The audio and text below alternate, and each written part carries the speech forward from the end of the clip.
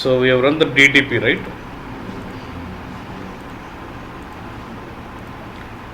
So 2 records has been set to us, 10 records in the transformations.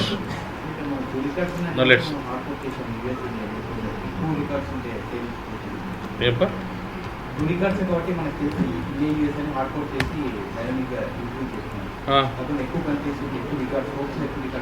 అవును నేనేం dynamic కదా నువ్వు ఎన్ని రోజున చెయ్యి అప్డేట్ అవుతాయి.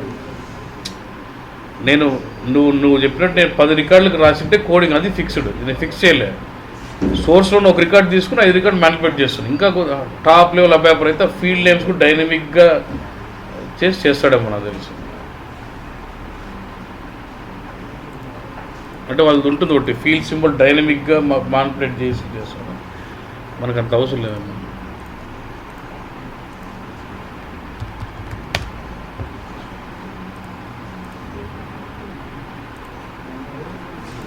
Let me go to display mode, extras menu.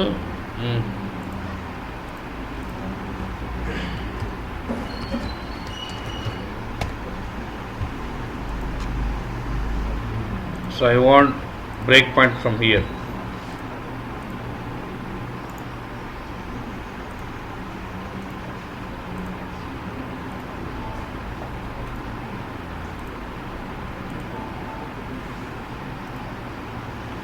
Okay, now let's observe this.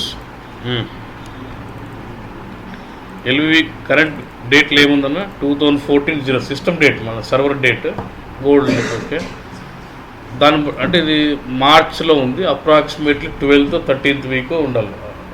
March complete కూడా కాలే, 7th ఉంది, almost 8th 9th week something అని. సో ఇప్పుడు నేను ఇఫ్ఎస్సి F5 ఫంక్షన్ మోడ్ లోపలికి వెళ్తుంది. నాకు ఫంక్షన్ మోడ్ లోపలికి వద్దు. I just what F6 function బయట అయిపోయింది. నా వాట్ ఈస్ మై వీక్ ఏమొచ్చిందండి? ఎల్వి వీక్లో 2014 10th వీక్ అని వచ్చింది. ఓకే ఓకే, ఇప్పుడు సోర్స్ ప్యాకేజ్ అనే టేబుల్ ఉండాలని ఆటోమేటిక్గా. టేబుల్ ఆ 2 రికార్డ్స్ ఉన్నాయా?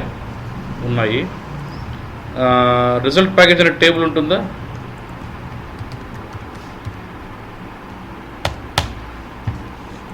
కానీ ఆ టేబుల్ డేటా ఏం లేదు. Don't worry about change run recorded request ID, just worry about only what week, country, material. చూడు /bs ఈ టేబుల్ కాలం పేర్లు ఎట్లే చూసుకోండి ఫస్ట్, దాన్ని బట్టి అసైన్ చేయాలి. ఓకే,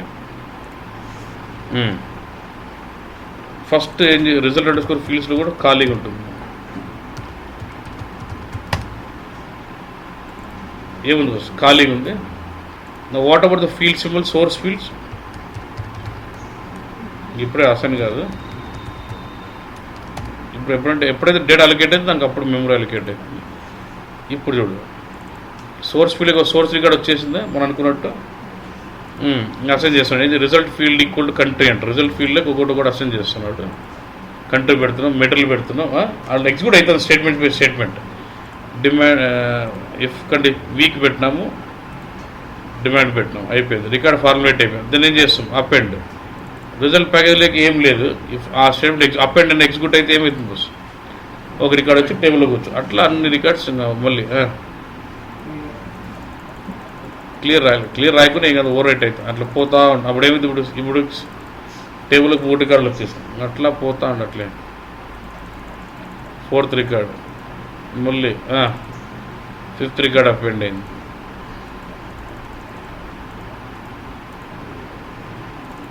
ఫైవ్ రికార్డ్స్ వచ్చాయి. మళ్ళీ లూప్ స్టార్ట్. ఇప్పుడు చూడు రిజల్ట్ ఫీల్డ్కి ఏమొచ్చింది? మళ్ళీ ఇప్పుడు యూఎస్ది వచ్చింది. అట్లా మళ్ళీ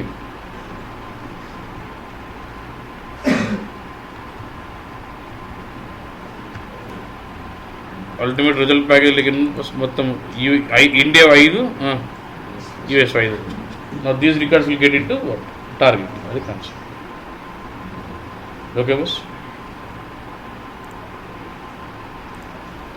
So like this, when you have a scenario about splitting one record to multiple records, or one more case you can think of is, look at this, ఇప్పుడు ఇలా ఉంది.